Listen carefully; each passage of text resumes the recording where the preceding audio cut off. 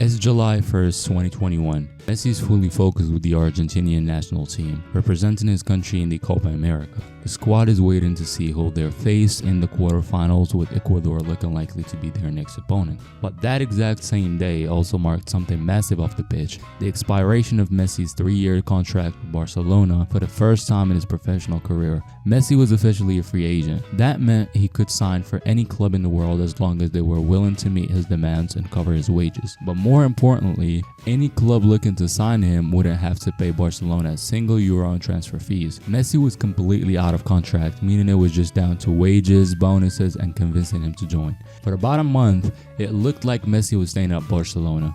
He was ready to take a massive pay cut just to keep playing for the club he called home for over 20 years. But in early August 2021, everything changed. Barca announced they wouldn't be able to bring him back, citing the club's massive debt and their inability to structure contracts within the financial rules. Just like that, it was official. Messi was leaving, and suddenly the greatest player in the club's history was available for anyone to sign for free. It didn't take long for him to find a new club. Just 2 days after Barca's announcement, Messi reached an argument with PSG. But to really understand how this whole situation unfolded and how Messi's free agency even became possible, we have to look at the structure of European football. At the heart of the system is UEFA, the Union of European Football Associations. They're the governing body that regulates football across Europe. Based in Switzerland and operating under Swiss law, UEFA is essentially an association of associations, acting as the umbrella organization for 55 national football federations across Europe.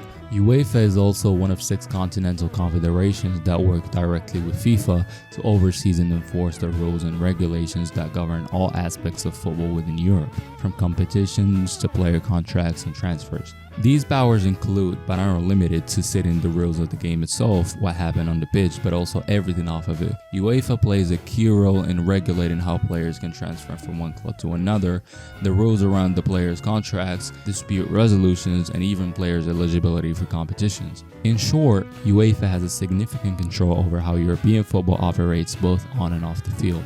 To really understand how we got here, you have to look back nearly 120 years to a time when the football system was built in a way that rarely favored the players themselves. The one putting in the work on the pitch often had the least power off of it.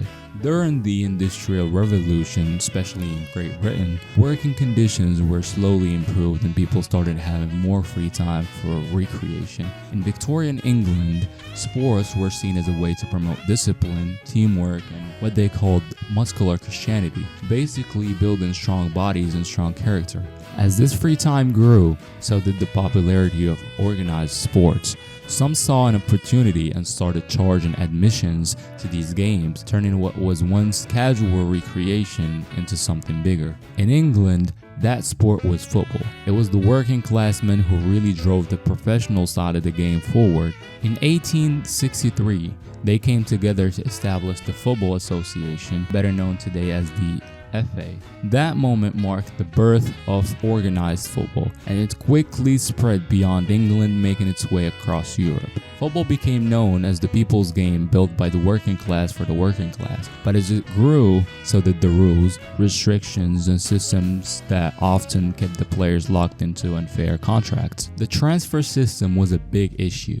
This system, dating all the way back to the 1890s, created an outdated but deeply embedded process that gave clubs total control over a player's movement. Clubs could buy and sell players like assets, all without the risk of losing them for free.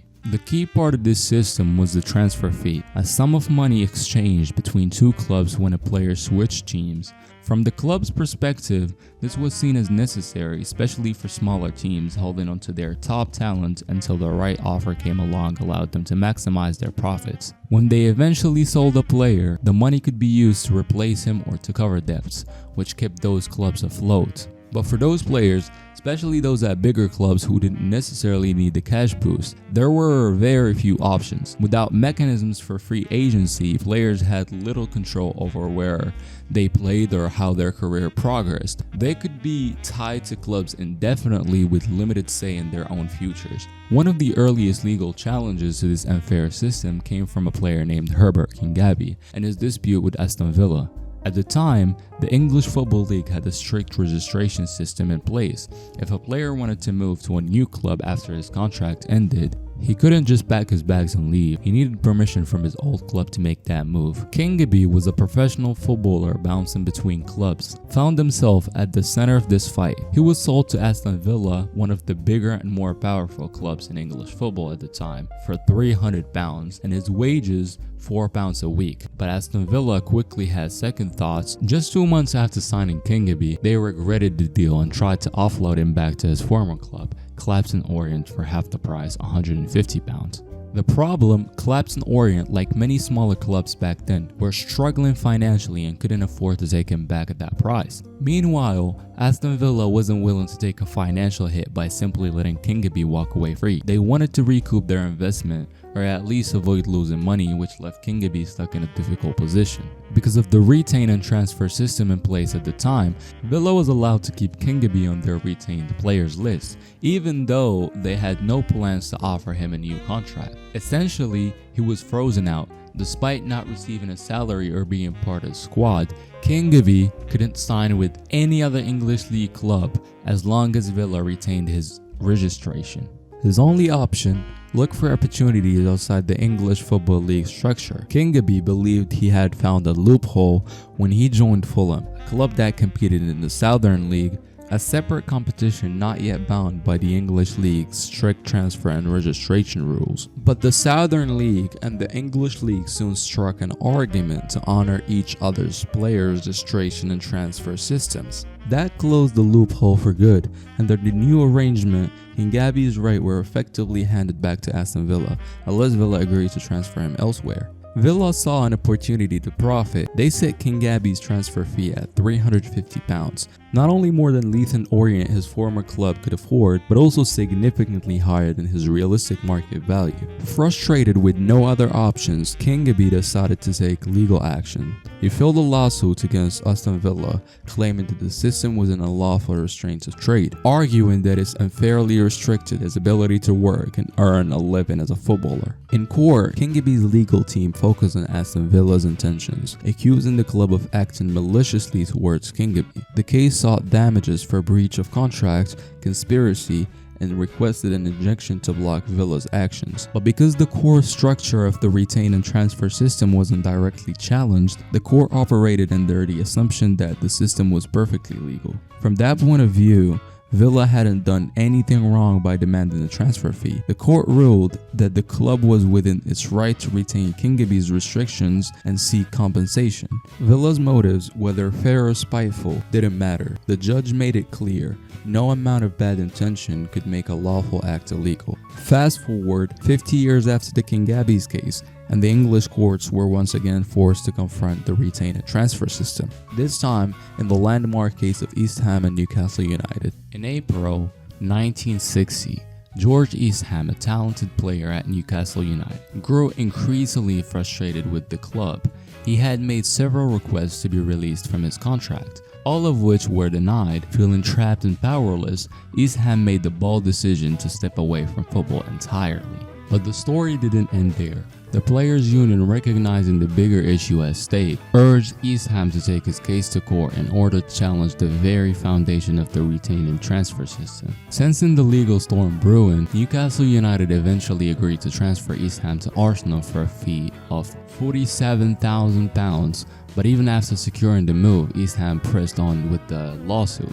For him, it wasn't just about his career anymore. It was about standing up for players' rights and testing the legal limits of a system that had restricted players for generations. At the time of the Eastham case, most footballers in England were signed on yearly contracts that run from July 1st to June 30th. As their contract neared expiration, there were 4 possible paths a player's situation could take.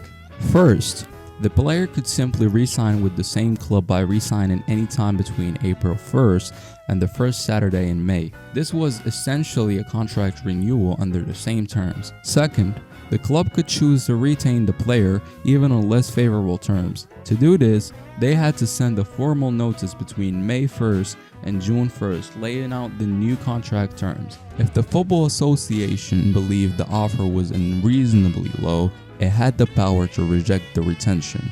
But if the FA approved the offer, the player had no right to sign with another club. Technically, players could appeal to the FA if they wanted to move, but unless the FA sided with them, clubs could retain players indefinitely, even against their will. Third, the club could place the player on the transfer list and set a transfer fee. The player remained tied to the club until another team agreed to pay that fee. And lastly, fourth, if the club didn't want to keep the player and wasn't seeking a transfer fee, it could release him. In that case, the player was free to negotiate with any other club once his contract ended in late June. This rigid system left players with very little control over their careers, even after their contract technically expired, a central issue East Ham sought to challenge in court. The English Football League defended the retain and transfer system by arguing that it helped maintain competitive balance. They claimed it prevented wealthy, powerful clubs from simply scooping up all the top talent, which in turn preserved fairness across the league and kept fans engaged. But the Chancery Court wasn't convinced. The court rejected the league's justification, making it clear that the system placed an unfair burden on players, especially once their contract had expired. As the court put it, any system that interferes with a player's freedom to seek another employment at a time where he is not actually being employed by another club would seem to operate substantially in restraints of trade. The court took particular issue with how the retain rule combined with transfer fees to trap players in place. They highlighted how problematic it was when a player was retained by a club and simultaneously placed on the transfer list. In the court's words, what makes the transfer fee so objectionable is its combination with the retained system. When it's so combined, that is, when a man is retained and it is made known that his club is open to offers, or when a man is put on both the transfer list and the retained list, he cannot escape outside the league. All he can do is, in the latter cases, apply to have the transfer fee reduced.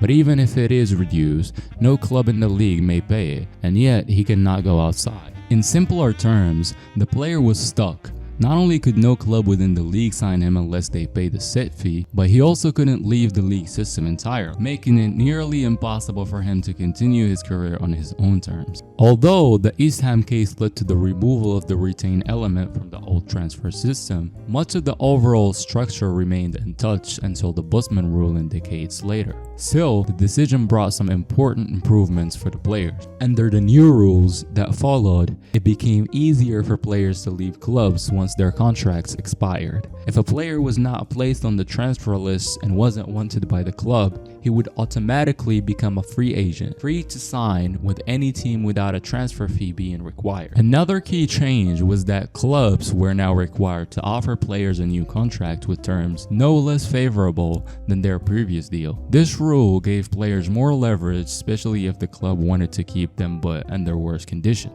The decision also had ripple effects on how contracts were structured. One-year deals, which were common back then, started to fall out of favor, except for very young players or veterans near retirement. Longer-term contracts became the norm, giving players more job security and stability in their careers. Another major step forward was the introduction of independent tribunals to resolve transfer disputes. Instead of clubs holding all the power behind closed doors, players now have a neutral body to hear their cases. But perhaps most importantly, the East Ham case marked a major turning point in the balance of power between players and club owners. It made it clear that owners could no longer control a player's career by offering one-sided take-it-or-leave-it contracts with no benefit to the player.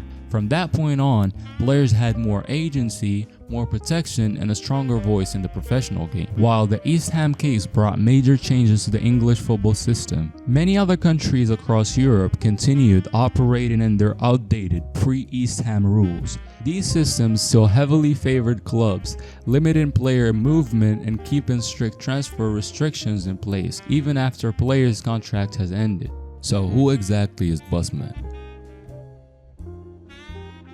Jean-Marc Bosman was a professional football player playing in Belgium's top division with RC Liège. His contract with the club paid him around 120,000 Belgian francs per month, including bonuses, and was set to expire on June 30th, 1990. As that contract neared its end, RC Liège offered him a new deal, but it came with a massive pay cut. The new offer reduced his wages to just 30,000 Belgian francs per month, a fraction of what he had previously earned. Bosman refused the offer, and in response, the club placed him on the transfer list with a compensation fee of 11,743,000 Belgian francs, a price tag that effectively scared off any potential suitors. Still determined to continue his career, Bosman began searching for a new club on his own. Eventually, he reached an argument with US Dunkerque, a team in France's second division. Dunkerque offered him a monthly salary of 100k Belgian francs and a signing bonus of 900k Belgian francs, far better than what RC Liège had proposed. On July 27, 1990, the two clubs agreed to a temporary one-year loan deal. Dunkerque would pay RC Liège a reduced compensation fee of 1,200,000 Belgian francs. Everything seemed to be falling into place, at least on paper. However, the contracts between all three parties, RC Liège, US Dunkerque, and Bosman, came with a condition. The transfer certificate had to be delivered by the Royal Belgian Football Association (RBFA), Belgium's football governing body, to the French Football Federation (FFF) before the first match of the season, which was set to kick off in August. RC Liège, doubting Dunkerque's financial stability, refused to request the transfer certificate from the RBFA. As a result, the transfer was never finalized, and neither of the contracts between RC Liège and Dunkerque or between Dunkerque and Bosman took effect. To make matters worse, RC Liège suspended Bosman for the entire season, essentially freezing his career. On August 8, 1990, Bosman took legal action against RC Liège. The judge granted part of Bosman's request. RC Liège and RBFA were ordered to pay him an advance of 30,000 Belgian francs per month, and to stop obstructing his job search. The court also agreed to refer a question to the European Court of Justice, asking for a ruling on how Article 48 of the Treaty of Rome applied to the transfer rules for professional athletes.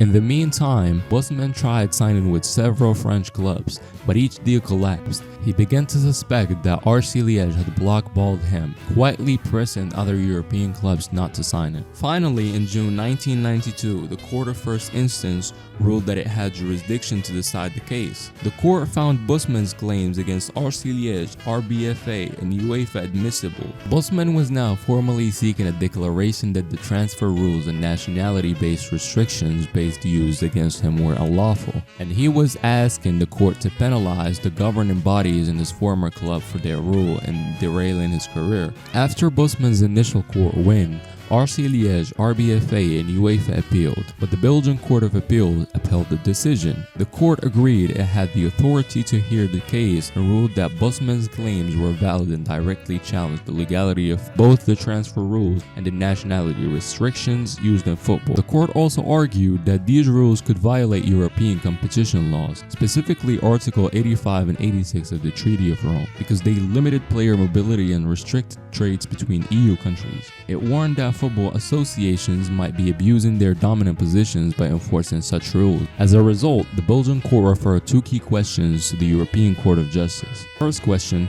can clubs legally demand a transfer fee for a player whose contract has expired? And the second question: can national or international football associations limit the number of foreign EU players allowed to compete?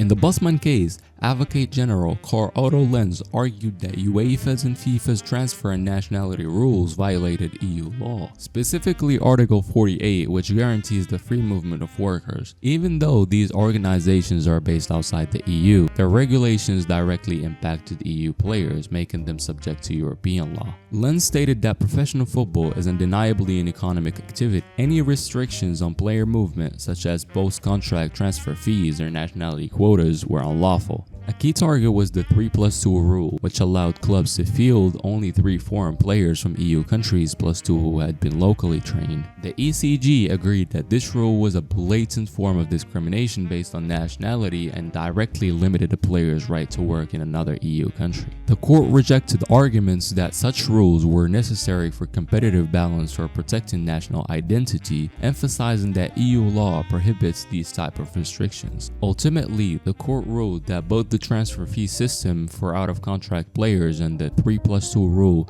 violated EU principles, reshaping the future of European football. The Bosman decision came at a time when football was already going through major changes that helped shape the modern game. In 1989, Hillsborough was the site of one of the worst disasters in football's history. Liverpool and Nottingham Forest were supposed to play an FA Cup semi-final, but due to overcrowding in the standing-only sections, 97 Liverpool fans lost their lives. After the tragedy, English clubs and later clubs across Europe converted their stadiums to all-seater venues. This change also has an expected effect. It pushed all of the hooliganism outside of stadiums, as seated venues attracted a different, more family-friendly crowd. In 1992, English football was restructured with the creation of the Premier League. Before that, promotion and relegation happened with little financial pressure, but with the new league came big money and serious consequences.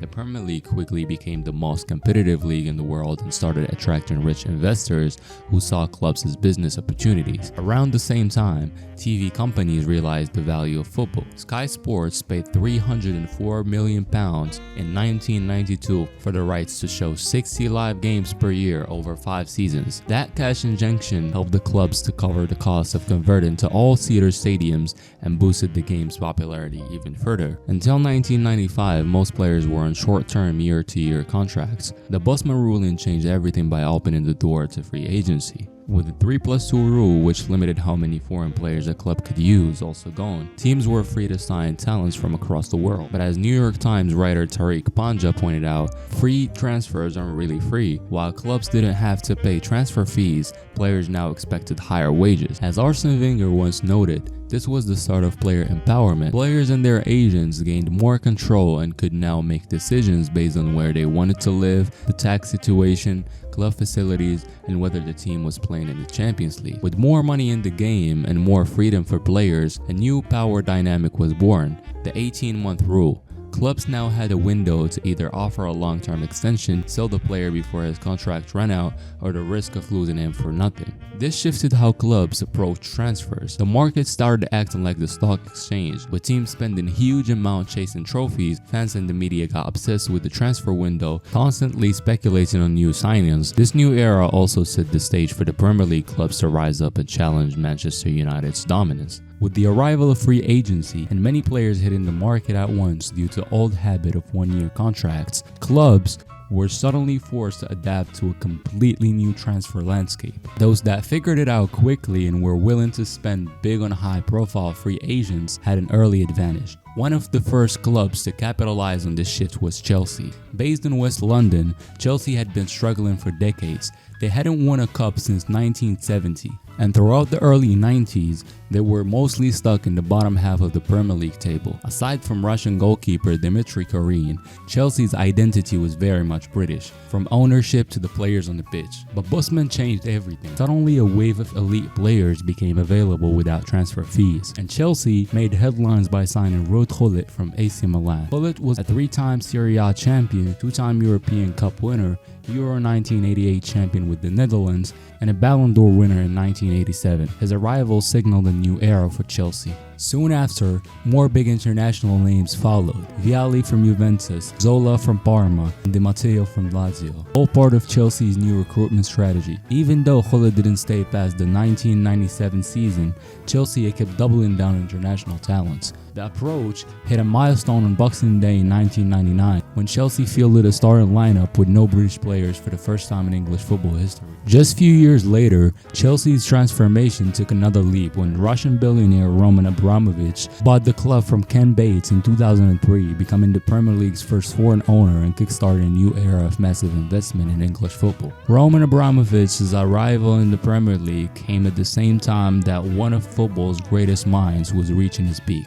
As the Bosman ruling opened the door to global talents, Arsenal welcomed the man who would redefine how football clubs approach building a team. Arsene Wenger, he took over as an Arsenal manager on September 30, 1996, stepping into a Premier League still adapting to modern football. At the time, Wenger was only the second manager in English league who wasn't British or Irish, but Arsenal's vice chairman David Dein believed in him. Wenger, a freshman who spoke 5 languages, brought a global view of the game, shaped by his son managing Monaco in France and Nagoya Grampus A in Japan. While Chelsea focused on signing big-name stars, Wenger took a more calculated long-term approach. He wasn't trying to outspend other clubs. Instead, he focused on spotting young talents. His first major signing was Patrick Vieira from AC Milan in 1996. 3 years later, he brought in Thierry Henry from Juventus. Wenger's eye for talent was especially sharp when it came to French players. Vieira and Thierry Henry were both part of France's 1998 World Cup winning squad,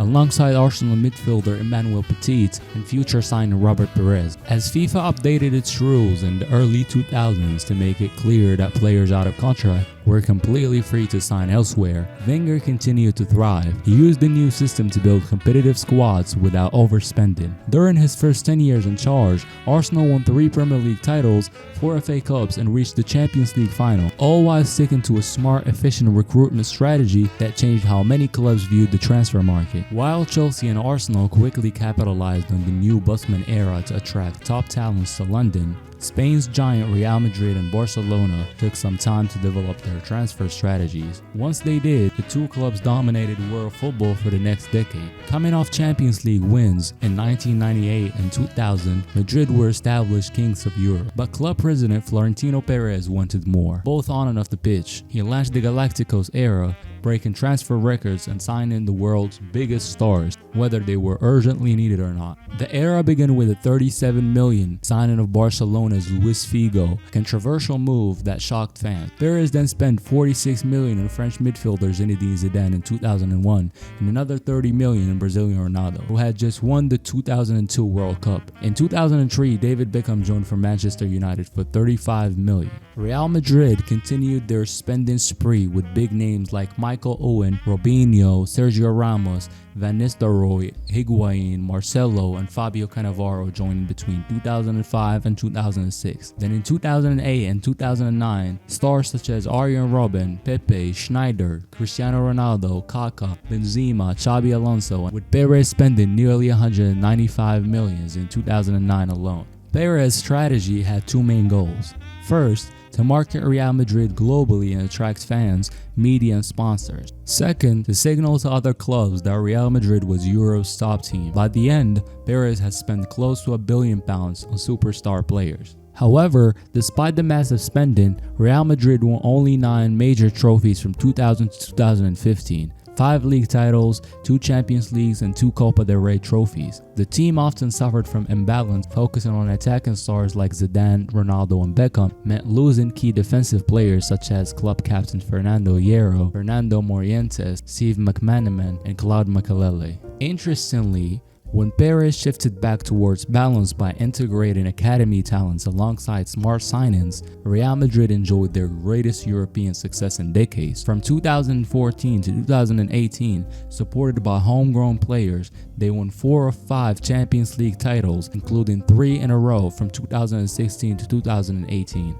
Instead of trying to match Real Madrid's big spending, Barcelona took a different path. Focusing on youth development, even before the Bosman ruling, Barcelona had one of Europe's top academies, La Masia, which means the farmhouse in Catalan. It opened in 1979 and is known as the birthplace of many Barcelona's best players. In 1988, Dutch legend Johan Cruyff returned to Barcelona as a manager. Having learned from Ajax's famous youth system, Cruyff transformed La Masia into more than just a training center. He created a philosophy where young players learned the same playing style as the senior team, emphasizing teamwork and being part of something special. As Barcelona director Patrick Kluivert, a former player, said, "We're trying to be the first in innovation. I think we are ahead of a lot of big clubs and we're trying to continue that philosophy." After Bosman, La Masia became crucial for controlling costs. The New York Times compared La Masia to growing your own vegetables. It saves money on the transfer market. Barcelona could develop homegrown talents and be selective when buying outside players. Between 2000 and recent years, Real Madrid spent around 1.2 billion on players, while Barcelona spent about 800 million. So how did Barcelona keep up with Real Madrid? Their investment in La Masia paid off big time. By the mid-2000s, 8 La Masia graduates, including goalkeeper Victor Valdés, Gerard Piqué, Carlos Puyol, Xavi, Iniesta, Busquets, Pedro, and Lionel Messi formed the core of one of the greatest teams in football history.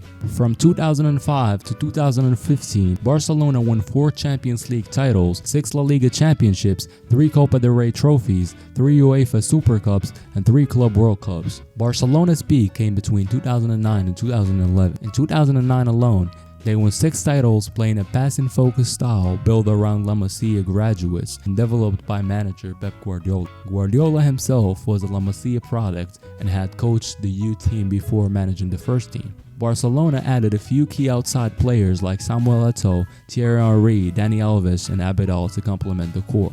In 2010, all 3 finalists of the Ballon d'Or, Xavi, Iniesta, and Messi, were Barcelona Academy graduates. The team capped off their dominance in 2011 by beating Manchester United 3-1 in the Champions League final at Wembley. Even United's manager, Sir Alex Ferguson, said it himself.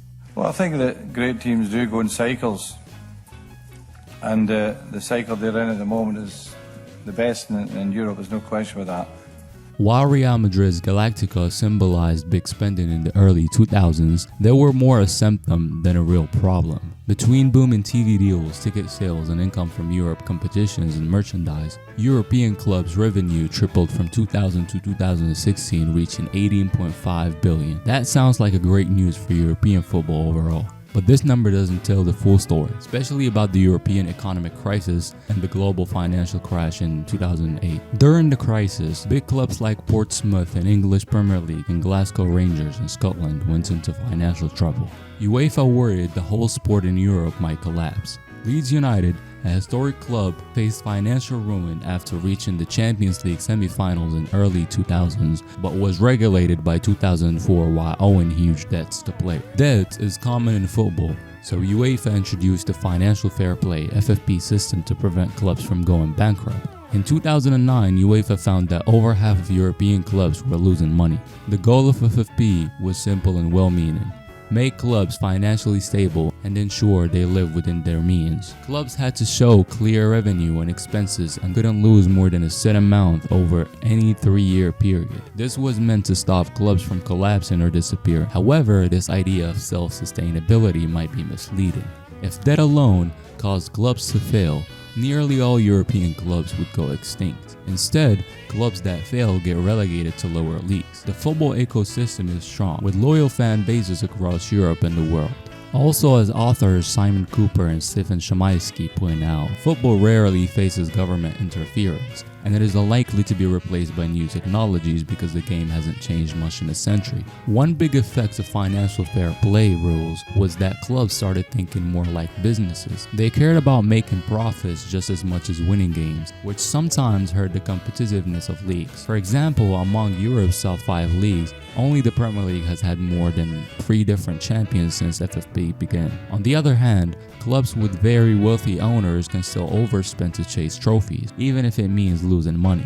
The last time a club outside the top 5 leagues won a Champions League was FC Porto in 2004. When wealthy clubs pay huge transfer fees, that money flows back to smaller clubs that need it. Between 2011 and 2020, there were 14 transfers costing over £100 million. In August 2021, Manchester City paid £100 million to Aston Villa for Jack Grealish. Villa's owners said they plan to use that money to buy 3 or more new players to improve their team. Overall, England leads the world in transfer spending, shelling out $12.4 billion in the last decade. One unspoken reason behind the financial fair play (FFP) was that the traditional top clubs were worried about a new kind of owner, the oil money. Big clubs like Manchester United, Liverpool, Madrid, and Bayern Munich were already very wealthy. They wanted to keep their power and worried these new rich owners could shake up things and challenge their dominance. The first to do that was Chelsea. When Russian oil billionaire Roman Abramovich bought the club in 2003, at the time, Chelsea was $80 million in debt and close to financial collapse. Abramovich bought the club for $140 million,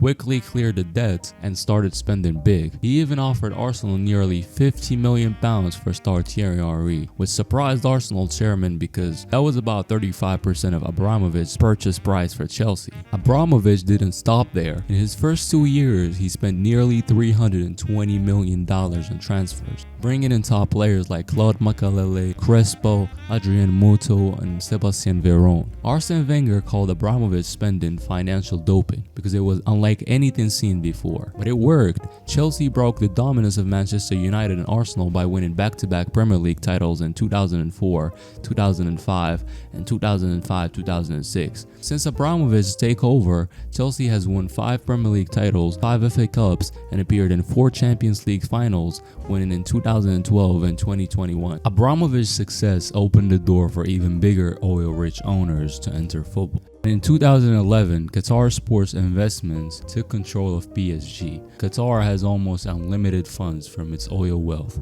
By 2019, Manchester City's team had cost over $1 billion in transfer fees and bonuses. This spending led to a great domestic success, winning 5 Premier League titles and 2 FA Cups. City signed some of the world's best players like Argentina's Sergio Aguero, Belgium's Kevin De Bruyne, and England's Raheem Sterling. In 2021, City reached their Champions League final but lost to Chelsea, and then they went to win it against Inter in 2023. PSG dominated French football after Qatar's purchase, winning 7 out of 8 Ligue 1 titles between 2012 and 2020, with stars like Thiago Silva, Ibrahimovic, and Cavani. In 2017, PSG bought Neymar from Barcelona for a record-breaking €222 million, followed by signing French wonderkid Kylian Mbappe from Monaco for €180 million in the same window. Neymar's transfer fee was double the previous record set by Pogba's move to Manchester United. Despite domestic dominance, PSG's real goal is European success. They reached the Champions League final 2020 but lost to Bayern Munich and have only made it past the quarterfinals since then. By 2025, they finally achieved their dream by winning the UCL. During the 2021-2022 season, PSG doubled down on its strategy of signing top talent by avoiding transfer fees altogether. Using the Bosman ruling to their advantage, they signed 4 big-name players on free transfer. Sergio Ramos from Real Madrid, Wijnaldum from Liverpool, Donnarumma from AC Milan, and Messi from Barcelona. While these signings didn't cost any transfer fees, PSG was still expected to pay around €100 million in wages for the season. Barca's financial troubles, including nearly $1 billion in debts, prevented them from re-signing Messi despite both sides wanting a new deal. Much of that debt came from poor decisions in the transfer market following the departures of legends like Xavi and Iniesta, as well as the economic impact of the COVID-19 pandemic. The Messi to PSG move highlighted the growing gap between ultra-rich, oil-backed clubs and the rest of the football world. As journalist Tariq Panja put it, it felt distasteful that while most of the football industry was struggling due to the pandemic, a few elite clubs were still spending like nothing had changed. It also raised concerns about how power in football was shifting towards state-backed teams, with little oversight from regulators. In the 25 years since the Bosman ruling, its impact on football has been massive. It gave players the freedom to move once their contracts ended, allowing them to earn wages that truly reflect their market value. Today, European football boasts the most profitable leagues in the world, with over 60% of transfers in 2020 being free agents, but with that progress came unintended consequences that many in the sport now want to address. One major example was the failed European Super League project. It aimed to bring together the biggest clubs in Europe into a mostly closed 20-team league, 15 of which would be permanent members. The league promised guaranteed income and proposed salary caps or luxury taxes to control spending.